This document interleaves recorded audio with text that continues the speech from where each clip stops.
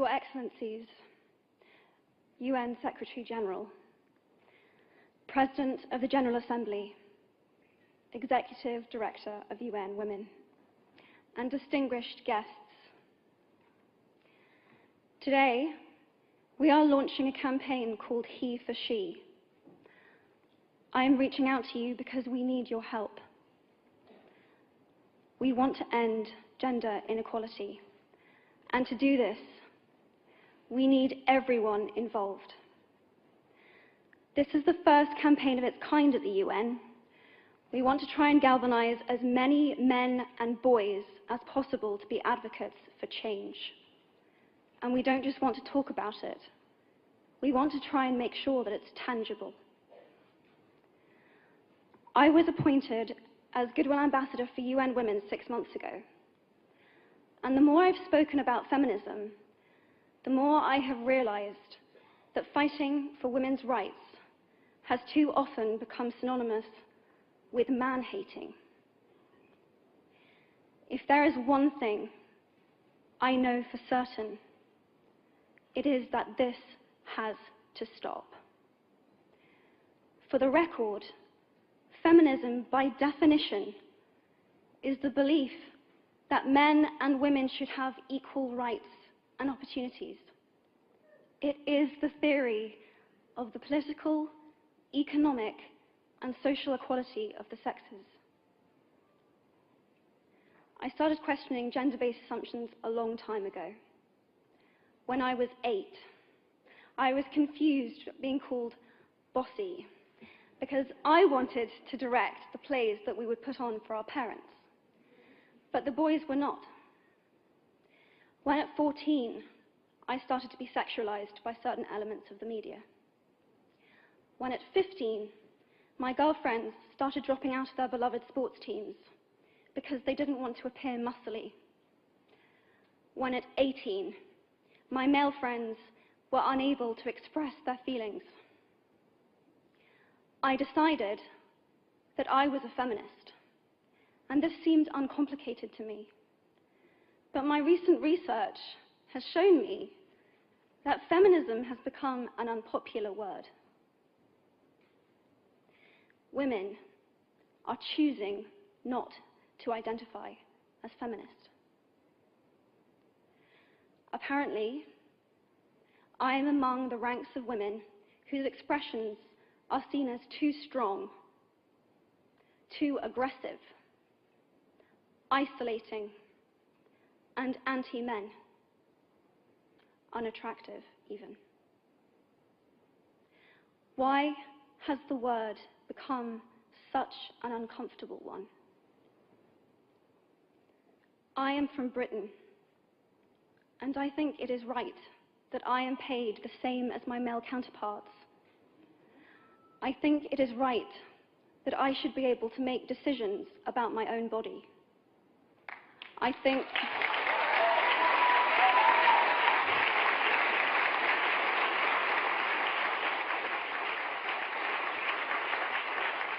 think it is right that women be involved on my behalf in the policies and the decisions that will affect my life. I think it is right that socially I am afforded the same respect as men.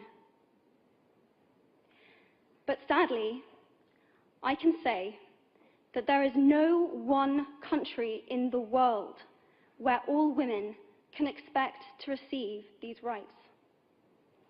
No country in the world can yet say that they have achieved gender equality.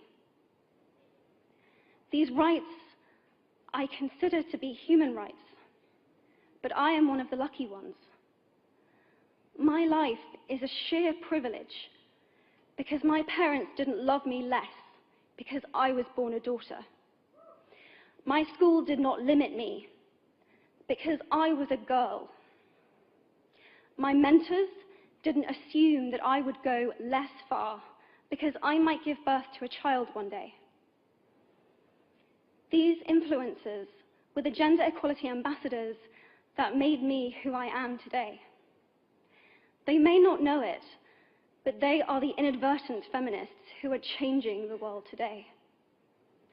We need more of those. And if you still hate the word, it is not the word that is important. It's the idea and the ambition behind it. Because not all women have received the same rights that I have. In fact, statistically, very few have been.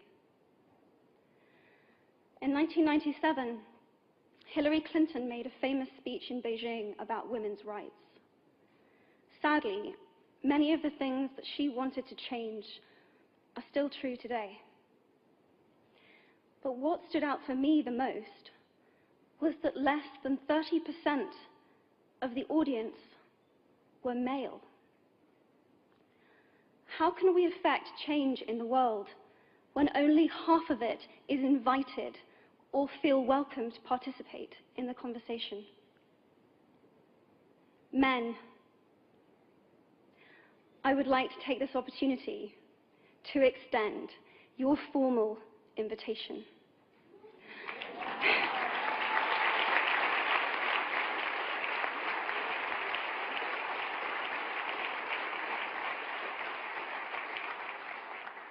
Gender equality is your issue too.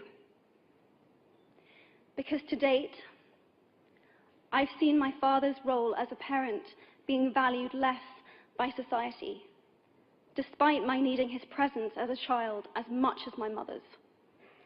I've seen young men suffering from mental illness, unable to ask for help, for fear it would make them less of a man or less of a man. In fact, in the UK, suicide is the biggest killer of men between 20 to 49, eclipsing road accidents, cancer, and coronary heart disease. I've seen men made fragile and insecure by a distorted sense of what constitutes male success. Men don't have the benefits of equality either. We don't often talk about men being imprisoned by gender stereotypes, but I can see that they are, and that when they are free, things will change for women as a natural consequence. If men don't have to be aggressive in order to be accepted, women won't feel compelled to be submissive. If men don't have to control, women won't have to be controlled. Both men and women should feel free to be sensitive. Both men and women should feel free to be strong. It is time that we all perceive gender on a spectrum instead of two sets of opposing ideals.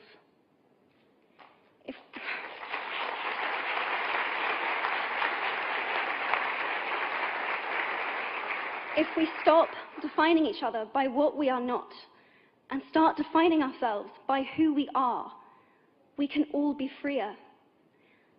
And this is what HeForShe is about. It's about freedom. I want men to take up this mantle so that their daughters, sisters, and mothers can be free from prejudice, but also so that their sons have permission to be vulnerable and human too. Reclaim those parts of themselves they abandoned, and in doing so, be a more true and complete version of themselves. You might be thinking, who is this Harry Potter girl? And what is she doing speaking at the UN? And it's a really good question. I've been asking myself the same thing. All I know is that I care about this problem, and I want to make it better. And having seen what I've seen, and given the chance, I feel it is my responsibility to say something. Statesman Edmund Burke said, "All that is needed for the forces of evil to triumph is for good men and women to do nothing." In my nervousness for this speech, and in my moments of doubt, I've told myself firmly, if not me, who? If not now, when? If you have similar doubts when opportunities are presented to you, I hope that those words will be helpful. Because the reality is that if we do nothing, it will take 75 years, or for me to be nearly 100, before women can expect to be paid the same as men for the same work. 15.5 million girls will be married in the next 16 years as children. And at current rates, it won't be until 2086 before all rural African girls can have a secondary education. If you believe in equality, you might be one of those inadvertent feminists that I spoke of earlier. And for this, I applaud you. We are struggling for a uniting word, but the good news is that we have a uniting movement. It is called HeForShe. I am inviting you to step forward, to be seen, and to ask yourself, if not me, who? If not now, when? Thank you very, very much.